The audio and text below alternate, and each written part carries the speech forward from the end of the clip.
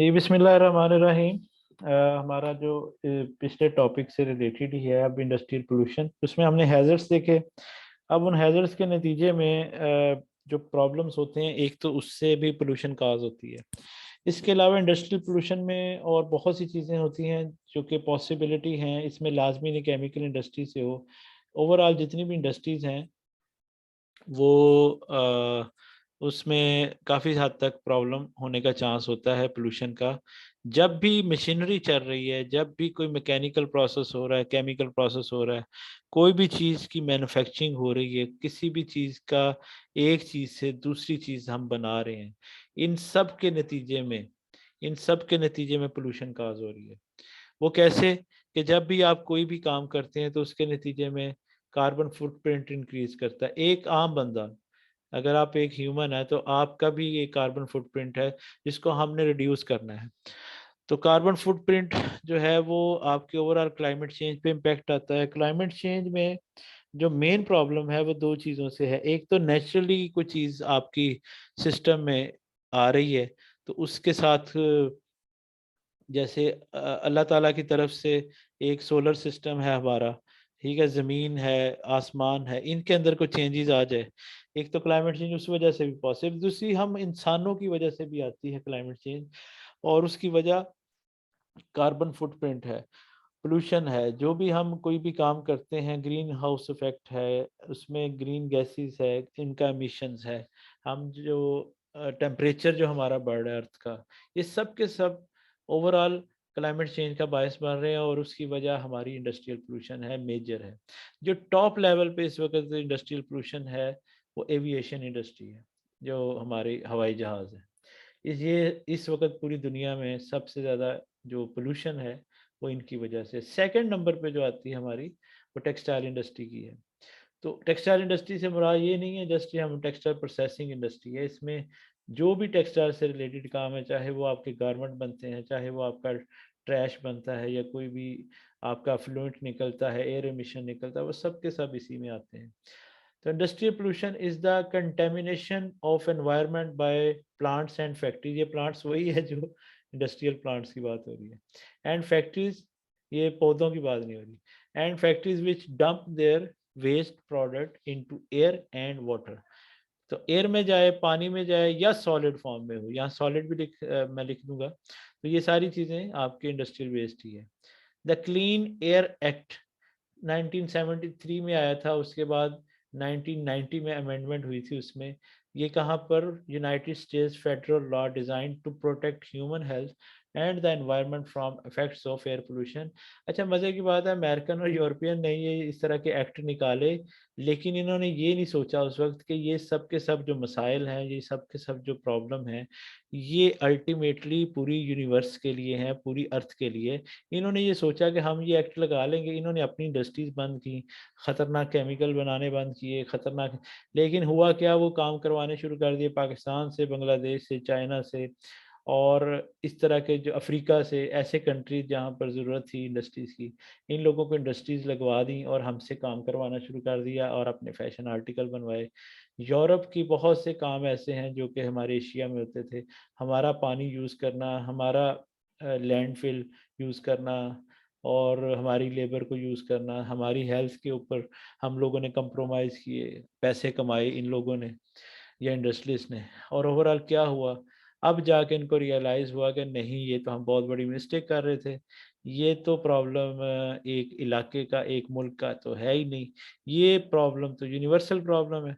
तो अब अगर कोई पाकिस्तान में भी, अब ये हमारे हाथ पांव जोड़ते हैं कि भाई आप भी पोल्यूशन के ऊपर कंट्रोल करो, इंडस्ट्री अपनी को ग्रीन इंडस्ट्री बनाओ, ऐसे काम ना करो जो माहौल को ख़राब करें।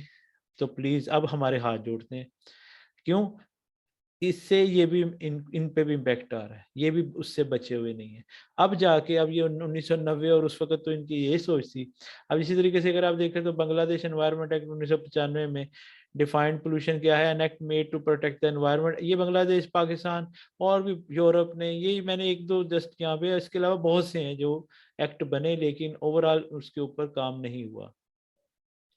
लेकिन अब जाके ये 1-2 सालों से, बल्कि 3-4 सालों से इनको सही जो है ना तौर पे टेंशन लगी हुई है।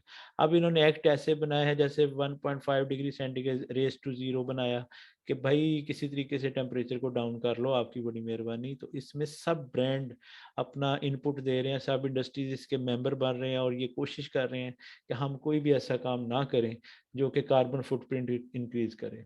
अब इनको प्रॉब्लम समझ में आई है कि ये प्रॉब्लम यूनिवर्सल प्रॉब्लम है। तो वाटर पोल्यूशन ये इसमें जस्ट एक पॉइंट है, इस सब में बहुत डिटेल है, लेकिन वो सारी आप फिर खुद देखिएगा, किताबों से पढ़िएगा। मैं कुछ समझा देता हूँ, आपको पॉइंट्स दे देता हूँ, बाकी आप इसमें मज़ीद वर्किंग करें। जो आपने पिछला क्विज़ भी दिया है उसमें भी आप लोगों ने कुछ नहीं किया। जिन्होंने 10/10 दिए हैं, दिल तो करता है उनको पूछूं कि भाई 10 किस चीज़ के दिए हैं आपने अपने आप को। तो वो चीज़ें आपने अभी तक ना, बिल्कुल मैंने आपको चेक करना था कि आप कितने जोगे हैं, तो आप अभी किसी जोगे नहीं बन रहे। तो कोशिश करें अपने आप को किताबें पढ़ने का रवाज डालें। अब आप देखें आपका मिड आने वाला है, तो अभी तक आपने किसी किताब को हाथ नहीं लगाया अभी तक। और ये कोई अच्छी बात नहीं है। ना मुझसे किसी ने किताब मांगी कि सर फलानी किताब आपके पास है, कुछ आपने उसके बारे में बताएं, कुछ दे दें हमें, को मटेरियल दे दें। तो बस जो दे दिया बस ठीक है, वही आपसे पूरा नहीं हो रहा। तो थोड़ा सा अब ज़्यादा पढ़ना शुरू कर दें कंपैरेटिवली, जैसे आप पहले पढ़ रहे थे आप थोड़ी सी ज़्यादा मेहनत शुरू कर दें। अच्छा जी, water pollution is caused by emission of domestic और urban sewage, agriculture waste and industrial effluent into water body. लेकिन हमारा जो कंसर्न है वो इंडस्ट्रियल एफ्लुएंट होता है। Domestic, urban sewage, agriculture waste भी एक तरह का इंडस्ट्रियल है क्योंकि एग्रीकल्चर इंडस्ट्री है पूरी। तो ये चीज़ें हमने कंट्रोल करनी होती हैं, इन चीज़ों को हमने डिस्कस करना है। Nowadays, one of the main source of water pollution is the waste material discharged by industrial units known as industrial water pollutant। और इसको इंडस्ट्रियल पोल्यूशन, वाटर पोल्यूशन को ख़त्म करने के लिए वेस्ट वाटर ट्रीटमेंट प्लांट्स लगाए होते हैं कि पानी जो है वो आपका ट्रीटमेंट के बाद बाहर ड्रेन में जाए। और अगर जाता भी है, पहली कोशिश तो है कि आप उसको इरिगेशन पर्पस में यूज़ करें, उस पानी को वेस्ट ना करें। Not even a single drop of water, ये आपको ज़ाया नहीं करना चाहिए, चाहे वो वेस्ट वाटर का ही हो, उसको ट्रीट करें और उसको पानी को इस्तेमाल करें। उसमें से फिर इवन स्लज या सॉलिड वेस्ट ही बचे, बाकी कुछ ना बचे। पेट्रोकेमिकल्स की भी वेस्ट है, like an oil spill in the release of, जैसे आपके समंदर में अंदर आपको पता है कई दफ़ा वो टैंकर उनके फट जाते हैं, पूरे समंदर के ऊपर ऑयल ही ऑयल आ जाता है। Release of liquid petroleum hydrocarbon to the environment due to human activity and is a form of pollution. The term often referred to marine oil spill where oil is released into the ocean and coastal water। तो इस तरह की भी pollution है, मतलब इसको भी हम वाटर पोल्यूशन में ही आता है। ये कुछ टाइप्स हम उसमें डिस्कस करें। इसके अलावा इंडस्ट्रियल पोल्यूशन में are not restricted to the noise pollution. अब नॉइज पोल्यूशन को हम अक्सर जगह पे इग्नोर कर देते हैं, शोर शराबा। अगर आप इंडस्ट्री की बात करें तो इंडस्ट्रियों में समटाइम मशीनें इतनी ज़्यादा शोर करती हैं कि आपको ईयर प्लग रखने पड़ते हैं। वो ईयर प्लग कानों में दे के ही वहाँ पर काम हो सकता है, अदरवाइज आपके दिमाग पे ये सिर्फ शोर जो है ना, सिर्फ ये नहीं है कि आपको बुरा लग रहा होता है। जो भी चीज़ आपको बुरी लग रही होती है, जिसकी स्मेल बुरी लग रही होती है या जिसका टेस्ट बुरा होता है ना, वो श्योरली श्योरली आपके लिए अच्छी भी नहीं होती। मतलब उसमें कुछ ना कुछ आपको प्रॉब्लम आने का चांस होता है। तो हम लोग क्या करते हैं कि हम समझते हैं कि ये शोर ही है, कोई बात नहीं।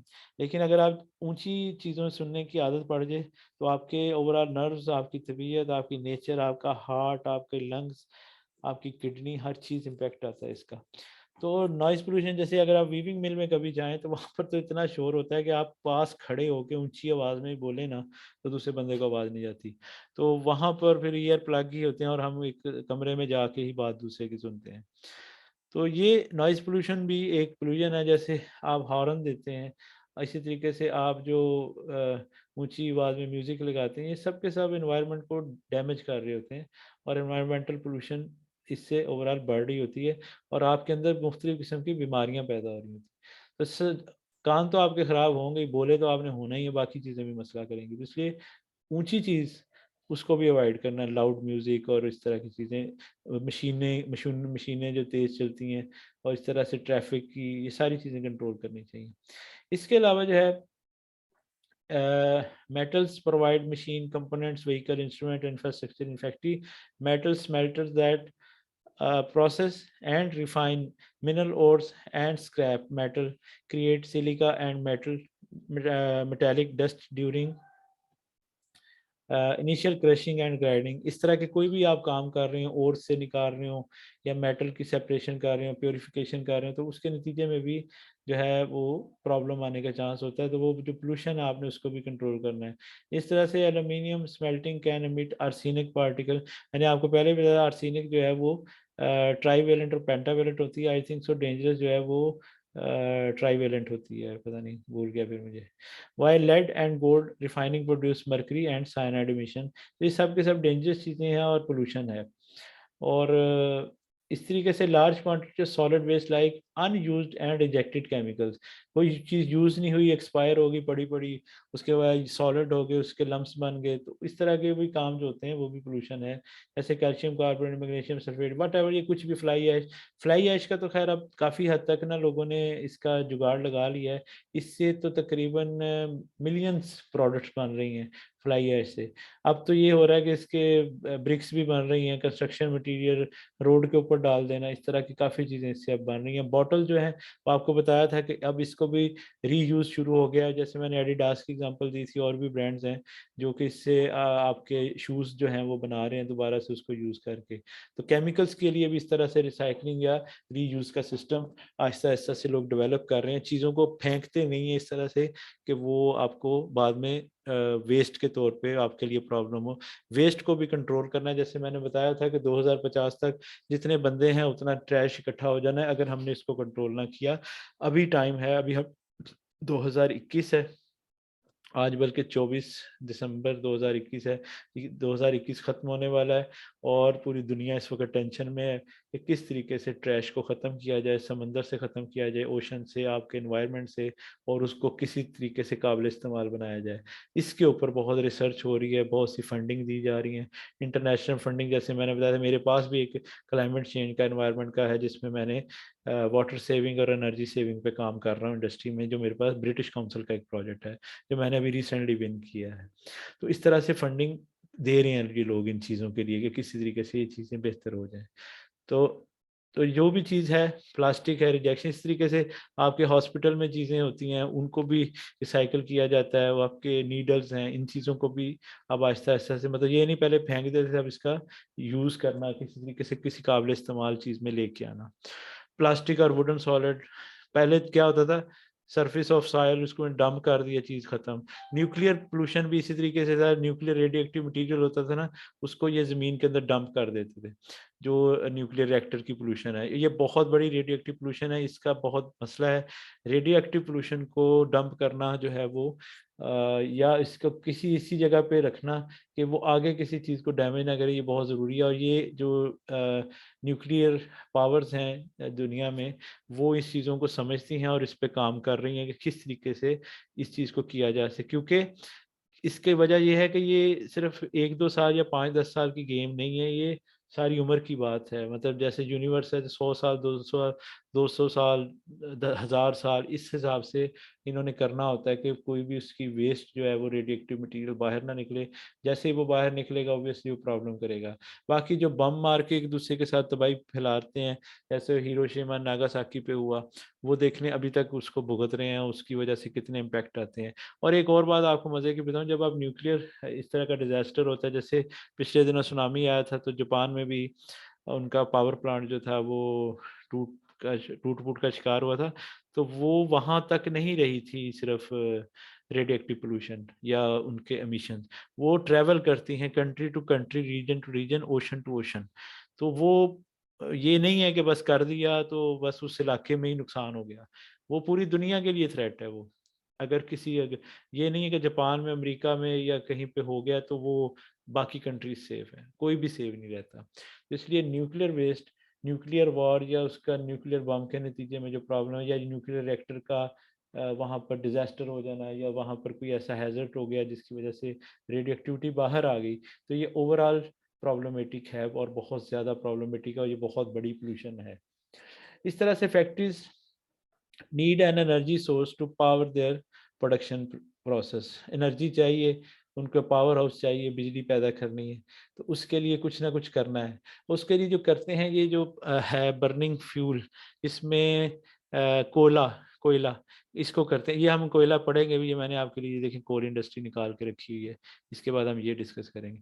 तो हमने एनर्जी रिसोर्सेज में अगर हम देखें तो कोयले के साथ बहुत प्रॉब्लम है। फॉसल फ्यूल कोई भी है, चाहे वो पेट्रोलियम है, फॉसल फ्यूल में कौन कौन से आते हैं? फॉसल फ्यूल ऐसे जो कि कुदरती तौर पे चीज़ें डंप हुई वक्त के साथ साथ हज़ारों साल गुजरने के बाद वो चीज़ें, उसमें कोयला आता है, आपकी गैस आती है, और जो तीसरी चीज़ है वो आपका ये जो पेट्रोलियम है, ठीक है, क्रूड ऑयल। ये 3 चीज़ें फॉसल फ्यूल में आती हैं। अब ये तीनों चीज़ों की अगर आप बात करें तो ये इनकी बर्निंग से एनर्जी तो मिलती है, लेकिन बहुत ज़्यादा पोल्यूशन कॉजिंग है। तो अब वर्ल्ड जो है वो सेफ रिसोर्सेज ऑफ एनर्जी की तरफ जा रही है, रीन्यूएबल एनर्जी की तरफ जा रही है। रीन्यूएबल एनर्जी जो जिसमें ये हमारे सूरज की रोशनी हो गई, फिर विंड मिल हो गई, ठीक है, इस तरीके से समंदर की लहरों का जो ऊपर नीचे होते हैं उससे भी बिजली पैदा करते हैं। इस किस्म की प्लानिंग की तरफ लोग जा रहे हैं। फिर इस तरीके से एनर्जी स्टोरेज डिवाइसेस काफ़ी इस पे रिसर्च हो रही है, और वो काफ़ी अच्छी इस पे रिसर्च हो के लोग ऐसी डिवाइसेस बना रहे हैं कि एनर्जी को ज़ाया होने से बचाया जाए। तो इस पे काफ़ी मेहनत, काफ़ी वर्किंग चल रही है। इस तरीके से air pollutant emitted by coal fire power plant, हाँ जी ये बात होगी। अच्छा, इसमें जो नाइट्रोजन और सल्फर ऑक्साइड लिखा है ना, ये इम्प्योरिटीज हैं। अगर देखा जाए तो कोयले में, मतलब कोयले में कार्बन ही होती है, जितनी ज़्यादा कार्बन उतना अच्छा कोयला है। लेकिन प्रॉब्लम ये है कि सल्फर से बर्निंग तो बहुत अच्छी होती है, लेकिन ये बर्निंग ओवरऑल सल्फर भी एक बहुत प्रॉब्लम है, वो मतलब कोयले से भी ज़्यादा डेंजरस है। इस तरह से नाइट्रोजन की भी प्रॉब्लम होती है। इस तरीके से अगर आप बात करें हाइड्रोजन क्लोराइड HCl है, आपको पता है HCl के फ्यूम बहुत डेंजरस होते हैं, और इवन बंदा मर भी जाता है अगर उसको ज़्यादा सूंघ ले। क्लोरीन गैस बड़ी डेंजरस है। हाइड्रोजन फ्लोराइड के तो इतने तेज़ फ्यूम्स होते हैं कि अगर आपका वो हल्का सा खुल गया है तो इसमें तो सांस लेना, मतलब क्लोरीन से भी ज़्यादा फ्लोरीन डेंजरस है। इस तरह आर्सेनिक है, सिंक है, जिसको आपको लेड है, लेड के ट्रेसेस आपके पेंट में या इस तरह की और चीज़ों में भी यूज़ होते हैं। तो अब तो खैर लेड फ्री पेंट भी आ गए हैं, काफ़ी चीज़ें इस पे हैं। अब बताया ना कि हर इंडस्ट्री कोशिश कर रही है पोल्यूशन को कंट्रोल करने के लिए, चाहे उसमें वो फार्मास्यूटिकल हो, चाहे वो आपकी पेंट इंडस्ट्री हो, चाहे वो सीमेंट इंडस्ट्री हो, हर कोई इस पे काम कर रहा है। अगर आप सीमेंट की बात करें तो सीमेंट इंडस्ट्री में कार्बन डाइऑक्साइड गैस बड़ी ज़रूरी है। वो वहाँ पे इतनी यूज़ होती है कि आपका सीमेंट अच्छी क्वालिटी का बनाने के कार्बन डाइऑक्साइड, जिसको कहते हैं अन्य यूज़ होती है। तो आप वहाँ पर उसको डिकार्बनाइजेशन की तरफ जा रहे हैं, कुछ प्रोसेस ऐसे कर। इसमें पाकिस्तान की भी एक फैक्ट्री, वो नाम था पता नहीं उसका, डीजी खान सीमेंट है शायद, या कोई और है, मतलब वो इस पे आ रहे हैं। अब पाकिस्तान में भी सीमेंट इंडस्ट्री भी आहिस्ता आहिस्ता से बेहतरी की तरफ जा रही है। तो ये सब के सब जो है प्रॉब्लमेटिक हैं। इस तरह से पावर जनरेशन जो होती है उसमें एयर पोल्यूशन का भी चांस बहुत ज़्यादा बढ़ जाता है। जब आपके ये एयर एमिशंस होते हैं तो इसके अंदर फिर वो सारी के सारे, एक तो बर्निंग से वो जो आपकी सॉलिड वेस्ट भी बनती है, और इसके अलावा सॉलिड वेस्ट में जो फ्लाई ऐश इस तरह की और चीज़ें बनेंगी, इसके अलावा आपकी एयर पोल्यूशन बहुत बढ़ेगी इसमें। इस तरीके से नेचुरल गैस है, उसकी भी बर्निंग से भी प्रॉब्लम होता है एयर एमिशन का। आपको पता है कार्बन डाइऑक्साइड गैस निकलती है अगर आप मीथेन को बर्निंग करें, CO2 और वाटर निकलता है। It emits nitrogen. इस तरह से एक होता है आपका सीन गैस, जिसमें कार्बन मोनोऑक्साइड और हाइड्रोजन ये भी एज अ फ्यूल यूज होता है। अब कार्बन मोनोऑक्साइड कौन सी अच्छी चीज़ है वो भी पता आपको, डेंजरस चीज़ है, और लेकिन आपका एज अ फ्यूल यूज होता है, जिसको सिंथेटिक फ्यूल कहते हैं। It emits nitrogen oxide and carbon dioxide on burning but in far lower quantities than coal. तो ये बहुत सी चीज़ें हैं जो अगर आप इसमें देखेंगे, आगे हम कोयला पढ़ेंगे तो उसमें कोयले की तो सारी डिटेल पढ़ लेंगे, लेकिन बाकी चीज़ें जो हैं यहाँ पर आपको जो नज़र आ रही हैं वो काफ़ी ज़्यादा हैं प्रॉब्लमेटिक एनवायरनमेंट के लिए। और आपके जो हमारा जैसे ये पीछे ओजोन लेयर का मसला बना था वो भी इसी वजह से बना था। और आपको पता है स्मोक, स्मोक का इशू आजकल है, ये भी आपका ये बर्निंग की वजह से है। जैसे ये आपके खेतों में उसके बाद बर्निंग कर देते हैं, ये समझते हैं कि इसके अलावा कोई सोल्यूशन नहीं है। इसके बहुत से सोल्यूशंस हैं लेकिन इनको पता नहीं होता। होता ही ये है कि ये समझते हैं कि ये जब इसको डंप कर रहे होते हैं, अगर ये जलाएंगे नहीं तो क्या करेंगे, तो ये ऐसी बातें सोच रहे होते हैं। हालाँकि जलाए बगैर भी बहुत से मसाइल का हल है। जैसे मेरी एक बंदे से बात हो रही थी, वो कह रहे थे कि अगर हम इसको, अगर ये जो अभी जैसे इन्होंने चावल की फसल उतारी है, उसके बाद अगर ये बर्निंग ना करें, जिसकी वजह से ये स्मोक पैदा होती है, तो ये अगर उसको रख देते ना, उसको थोड़ा-सा ऐसे दबा के उसके बाद उसमें नई उसमें काश्तकारी कर लें ना, तो कोई प्रॉब्लम होता नहीं है। तो ऐसे ही इनको पता होता नहीं है और एकदम से आग लगाना शुरू कर दें। अब मैं ये लाहौर से सियालकोट का मोटरवे यूज़ करता हूँ ना डेली, और यकीन करें अब तो आज का स्मोक और स्मोक इन्होंने अब इतना मतलब लेफ्ट साइड पे भी मेरे खेत हैं, राइट साइड पे भी खेत हैं, लेकिन जैसे ही मैं गाड़ी का वेंट खोलता हूँ तो मुझे बाहर से जलने की बदबू आती है। और मुझे गाड़ी मतलब इतना अच्छा ग्रीन और साफ एनवायरनमेंट है, लेकिन किसानों ने इसके बर्निंग कर करके, और वो इतनी पता नहीं कहाँ बर्निंग की होगी, मुझे साइडों पे नजर नहीं आ रही इसका मतलब काफी है, लेकिन ट्रैवल कर करके वो उसका जो धुआं है वो हमारे एनवायरनमेंट में आ रहा है, वहां पे हमें नजर आ रहा है, और उस चीज को हम भुगत रहे हैं। तो कितना से जुल्म कर रहे हैं कि इतना अल्लाह ताला ने अच्छा हमें ग्रीन इन्वायरमेंट दिया हुआ है, साफ सुथरा माहौल दिया हुआ है, हमने उसको खुद ही खराब करना शुरू कर दिया। तो आप अपने एरिया में अगर आप में से कुछ काश्तकारी से रिलेटेड है तो प्लीज खेतों में भी बर्निंग ना किया करें इस किस्म की चीजें। फैक्ट्रियां तो करती हैं जो करती हैं, मतलब बरकत ना डालें उसमें। तो factory process involve varied combination of cleaning, painting, heating, जो भी है ये सब के सब रीजन काज करते हैं आपके इन्वायरमेंटल पोल्यूशन में। तो आपने इन चीज़ों को रोकना है। पोल्यूटेंट में बहुत सी चीज़ें आती हैं, ये हम कुछ कह लें हम चीज़ें डिस्कस कर रहे हैं, डजेंट मीन ये लिमिटेड टू हैं, मतलब बस यहीं पे ख़त्म हो जाती हैं, मोटी मोटी हैं। जैसे एस्बेस्टॉस की अगर बात कर दें तो this pollutant is a serious health hazard and carcinogenic है। Asbestos fibre can be inhaled and cause illness such as asbestosis, ये बीमारी है, mesothelioma, lung cancer, intestinal cancer and liver cancer, और भी बहुत कुछ होता है। ये अगर आप इसके रिसर्च पेपर पढ़ें अकेले एस्बेस्टोस के ऊपर, तो आपका अंदाजा होगा कि कितना इसके ऊपर मुसीबत पड़ी हुई है। इस तरीके से lead, metallic element can cause health and environmental problem. Just एक पॉइंट लिखे हैं, अदरवाइज अगर आप हर पॉइंट के पीछे बहुत सी रिसर्च है। इसमें जो मेन पॉइंट आप देखें तो ये नॉन बायोडिग्रेडेबल है, यानी कि लेड जो है ये खुद ब खुद खत्म ही नहीं होता एनवायरमेंट से, और ये नस्ल दर नस्ल चलता है आपके डीएनए के, और पता नहीं कहाँ कहाँ ये प्रॉब्लम करना शुरू कर देता है वक्त के साथ साथ। सेम मरकरी का इशू है, ये भी इसी तरीके से है, ये कार्सिनोजेनिक सॉरी वो है नॉन बायोडिग्रेडेबल, और इसके अंदर बहुत से इश्यूज हैं जो कि हमें वक्त के साथ साथ समझ में आते हैं कि ये हो क्या रहा है इसके साथ।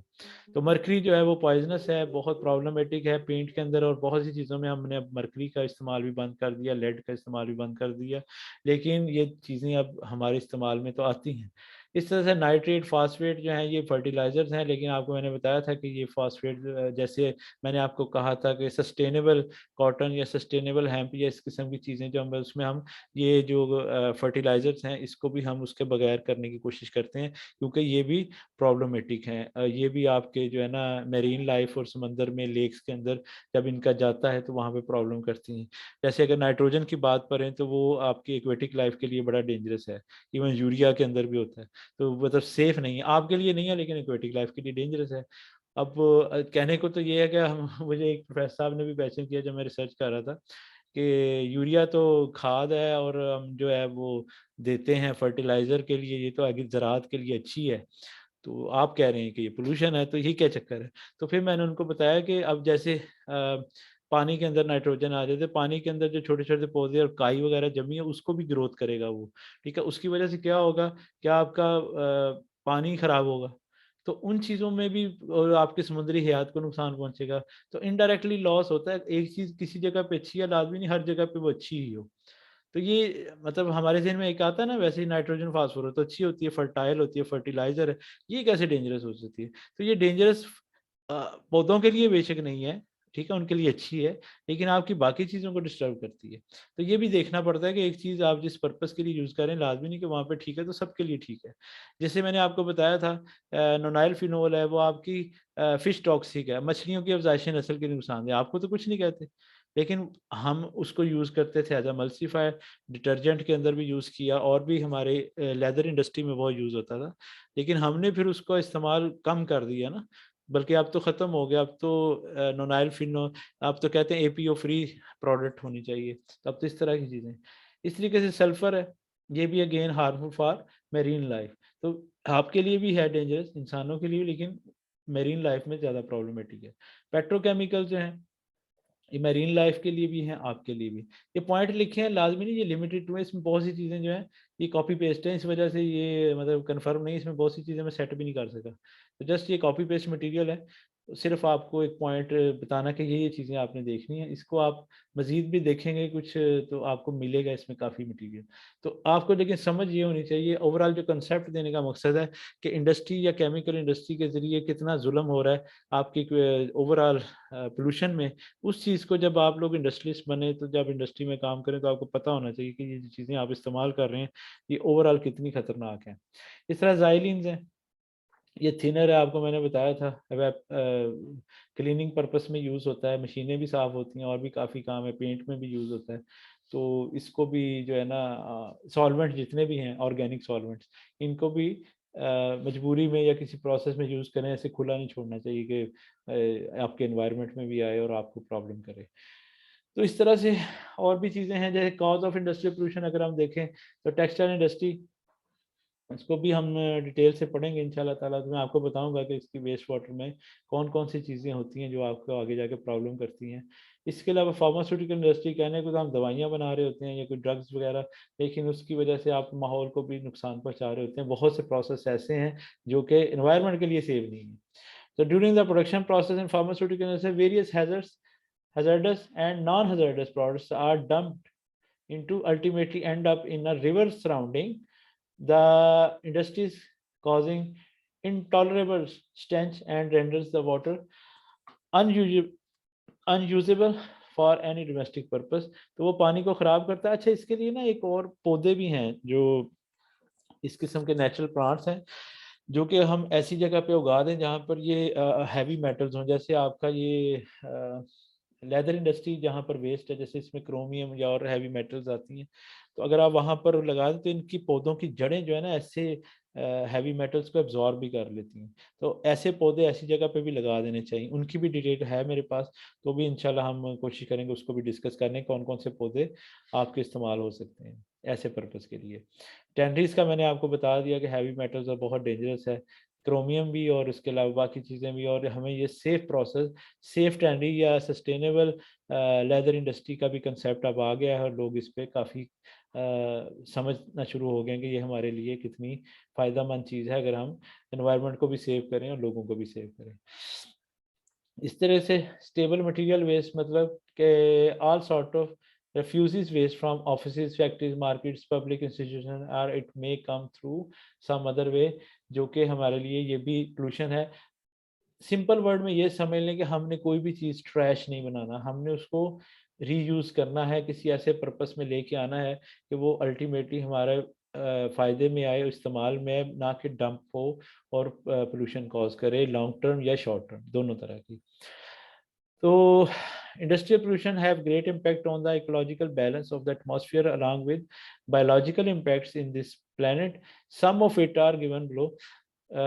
इकोलॉजिकल इम्पैक्ट में loss of fertility of soil, ये आपको पता है कि उसमें सॉइल ख़राब होने का चांस होता है। फर्टेलिटी मतलब वहाँ से फिर ग्रोथ नहीं होगी, उसके अंदर से बहुत से जो अच्छी इंग्रेडिएंट्स हैं सॉइल के वो ख़राब हो जाएंगे जो कि प्लांट्स को चाहिए होते हैं। Decrease the level of dissolved oxygen, ठीक है, उसका लेवल कम। Acid rain, global warming, environmental hazard, ये भी चंद पॉइंट हैं। इसके अलावा बहुत से पॉइंट मैंने आपको बता चुका हूँ, तो वो भी आप इसको देख लीजिएगा। बायोलॉजिकल इम्पैक्ट्स, ये एक्वेटिक लाइफ के लिए, आपके लिए, फिर आपके रेस्पिरेटरी ट्रैक, स्किन के लिए कैंसर कॉजिंग, आपके अपाहज बच्चे, आपकी जो इम्पोटेंसी, औलाद का ना होना, ये सारे के सारे केमिकल हैजर्ड्स के इम्पैक्ट्स हैं जो कि हम भुगतते हैं, हमारे एनवायरनमेंट में हैं। बहुत से केमिकल ऐसे हैं जो मर्द को वैसे ना मर्दी की तरफ ले जाते हैं। बहुत से केमिकल ऐसे हैं जो औरत को जो है वो बना देते हैं कि वो प्रेग्नेंट नहीं हो सकती। तो इस तरह की चीज़ें हमें प्रॉपर इन्फॉर्मेशन होनी चाहिए इन चीज़ों की कि कल को अल्लाह ना करे हमारा इनके साथ इंटरेक्शन हो तो अपने आप को हम बचाएं, और ये ना हो कि कल को हमारा जो है ना ऐसा इरिवर्सिबल लॉस हो जाए जो हमें पछताना पड़े। तो केमिकल की इन्फॉर्मेशन कंप्लीट आपको होनी चाहिए। इसी तरीके से डिवीजन ऑफ इंडस्ट्रियल वेस्ट में जो इसकी डिवीजन है वो दो तरह से है कि प्रोसेस वेस्ट और केमिकल वेस्ट। तो प्रोसेस वेस्ट में हम क्या करते हैं, the waste generated in an industry during washing and processing of raw material known as process waste. ठीक है, द प्रोसेस वेस्ट में बी ऑर्गेनिक और inorganic depending upon the raw material used and nature of the industry. इसके again ये आप पढ़ लीजिएगा, simple, ये कुछ में टेक्निकल चीज़ नहीं है जो बताने वाली, वो आप ऊपर तकरीबन सारी बातें मैं वैसे ही बोल गया हूँ। तो बाकी आप बीओडी सीओडी हमने लास्ट लेक्चर में देख लिया था क्लास में, आपको पता क्या होता है। ये जितने भी वाटर के रिलेटेड इंडिकेटर्स थे हमने उसको डिस्कस कर लिया था। और इसके अलावा जो है ये ह्यूमन हेल्थ, ये मैं आपको बता चुका हूँ कि आपके नोज थ्रेट, रेस्पिरेटरी ट्रैक, ये पॉइंट वही दोबारा लिखे हुए हैं, इसको आप देख लीजिए। ये वो वाली बीमारियां जो मुख्तलिफ केमिकल से होने का चांस है।